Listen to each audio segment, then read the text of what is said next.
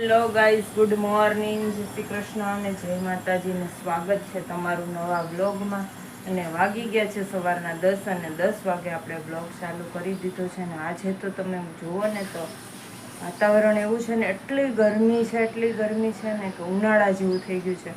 બહાર તડકો નથી પણ અંદરથી આમ બફારો જ એટલો બધો થાય છે. અને આપણે આપણું રૂટીનનું કામ ચાલુ કરી દીધું છે. કપડાં ધોવાઈ ગયા છે, ચા પાણી નાસ્તો પતી ગયો છે અને હવે ઝાડુ પોતાનું કામકાજ ચાલુ કર્યું છે. તો આપણે બેડશીટ ઠરખી કરવાની છે. અને અહીંયા છે ને મારા પસારા આમ જુઓ તમે, બાપા રે, કોઈકને તો એમ થાય કે આના ઘરમાં પસારા તો જુઓ. અને આ જો કચરો, આટલો કચરો નીકળ્યો છે. જોકે આ કચરો સિલાઈનો છે. રાતના છે ને હું એવું હોય કે સાંજે હું મશીનેથી ઊભી થાઉં ને 6-6:30 વાગે, તો હું પછી આજે મશીનના કામનો જે કચરો હોય ને એ હું ભરતી નથી. બીજા દિવસે સવારે જ કરું. અગર વહેલી ઊભી થઈ ગઈ હોય તો ઝાડુ મારીને ભરી દઉં, પણ પછી મોડેકથી ઊભી થઈ હોય તો હું ભરતી નથી, એમને રહેવા દઉં છું. એના માટે થઈને એ કચરો વધારે છે, બાકી તો કોઈ નહીં આટલો બધો ઘરમાં કચરો.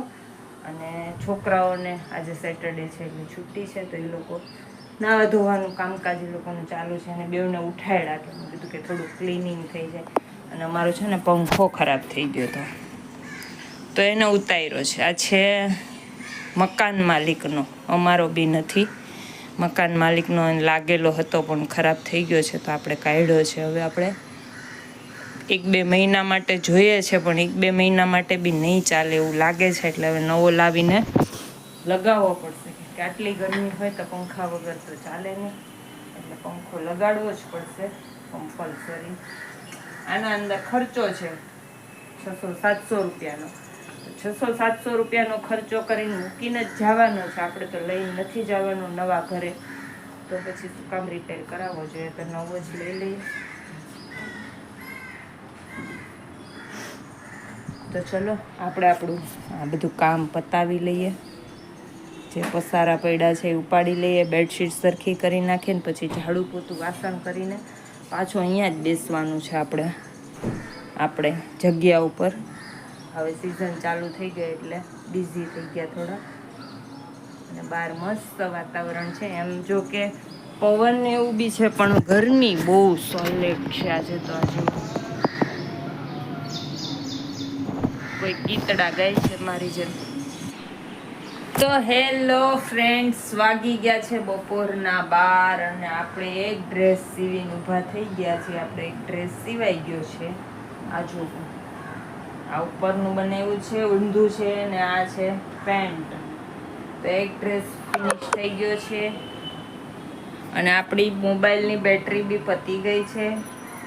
અને આ છોકરો ઉઠી ગયો છે. જો ગુડ મોર્નિંગ, નાહી ધોઈને ફ્રેશ થઈ ગયો છે. અને હવે પૂછે છે કે મમ્મી ખાવાનું શું બનાવે છે? તો જમવામાં આજે બનવાનું છે કારેલાનું શાક અને રોટલી.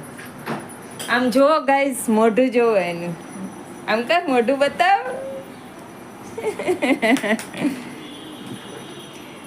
તો રોજ શું જમાડવું ઈ કયો. એને કારેલાના શાકનું નામ લીધું ને તો મોઢું બગાડ્યું. અને અહીંયા પાછળથી મોઢું બગાડે છે. જો કારેલાનું શાક ખવાય? કારેલાનું ન ખવાય તો શેનું ખવાય? બટેટાનું ખવાય. બટેટાનું કાંઈ નથી કરું. બટેટાનું શાક મને ન ભાવે. તો ભાખરી અત્યારે બપોર ભાખરી? ના રે, પપ્પા આવશે ને. પપ્પાને ફોન કર, પેલા આવે છે. એકને ભાખરી ખાવી જ, એકને બટેટાનું શાક ખાવું જ, ને આ એકને કારેલાનું શાક ખાવું છે. હવે 3 માંથી ડિસાઈડ કરો કોને શું ખાવું છે. Majority win. ભાખરી. પપ્પાને ફોન કરી, પપ્પા કારેલાનું કે જમવા આવવાના.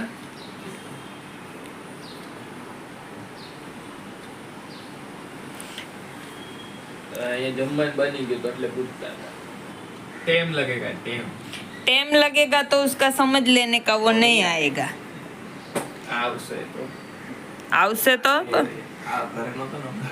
હા, આવું જ છું હમણાં. 10-15 અડધો કલાક લાગશે. અડધો કલાકના આવ્યા કેટલા વાગે? સાંજે 5:30 વાગે.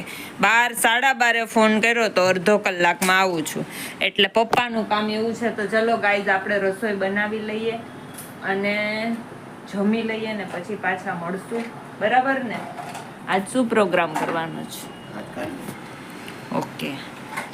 હેલો ફ્રેન્ડ્સ, વાગી ગયા છે 5 વાગે. આપણે પાછો બ્લોગ ચાલુ કર્યો છે અને હું પાછી રેડી થઈ ગઈ છું 5 વાગે, કારણ કે આપણે આવ્યા છે મહેમાન.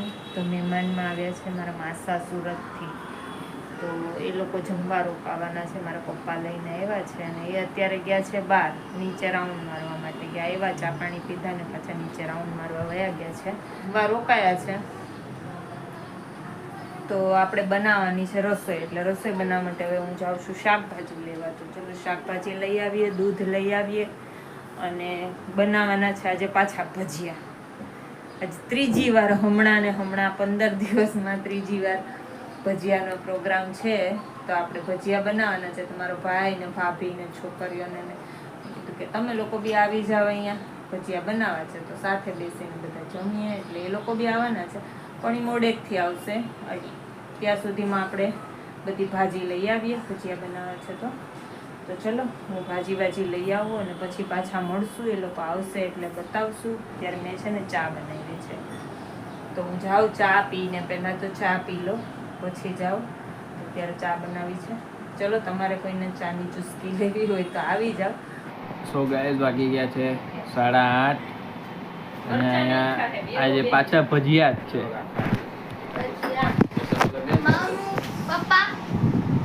તમારે કયા ખાવાના? પટ્ટીના. કઈ પટ્ટી? ફૂટ પટ્ટી હમણાં તો ભજીયા કે મરચાં? આવે નહીં. આ રહ્યા અહીંયા જો.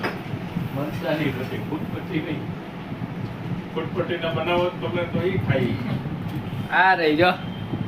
બનાવી કે માથે તે બનાવે ફૂટપટ્ટીનું. પટ્ટીના એમાં લોયું નાનું છે, સીધા જ બનાવો એકદમ. ફાફડા જેવા. પટ્ટીને એકદમ પટ્ટીમાં જ આવે. તો કિચન નું બતાડજો. કિચનનું બતાડી દઈ અહીંયા. હે बहुत ही खल बहुत अंकल मदर पत्ती खाई कासा का को आत्मा બહુ બળે છે મને તો હાથ. લીંબુ ઘસવાઈ જાય.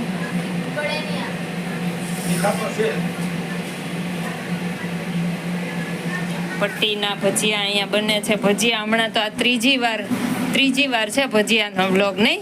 કોક કહે કે આ વ્લોગમાં નકરા ભજીયા જ બનાવે છે. અત્યારે અહીંયા બને છે મેથીના ગોટા. આ છે બટેટા વડા અને અહીંયા મરચાના ચીરિયા અને અહીંયા બટેટાની સ્લાઈસ, ચિપ્સ, લસણની ચટણી ચોટાડવીશ. એમને મેં નાખી દીધા. નહીં, આપણે ખાવા હોય ધીરકુડીને તેમને ચાલશે.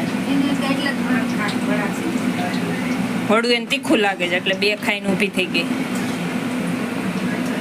અને આ ચિલ્લર પાર્ટી મોબાઈલમાં 4 ક્યાં છે? મુકાઈ ગયા.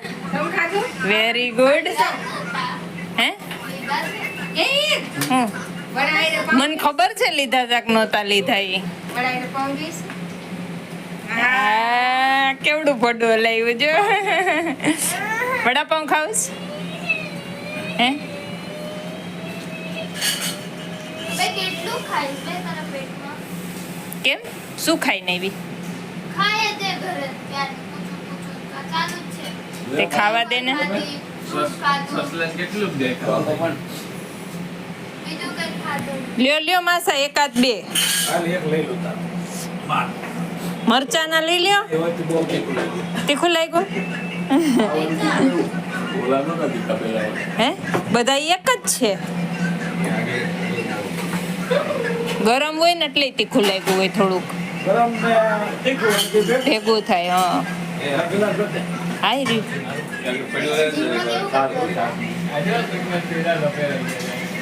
ગટ્ટુ રોની, ચલો બધા 1-1 2 ખાતા થાવ ત્યાં બનતા જાય.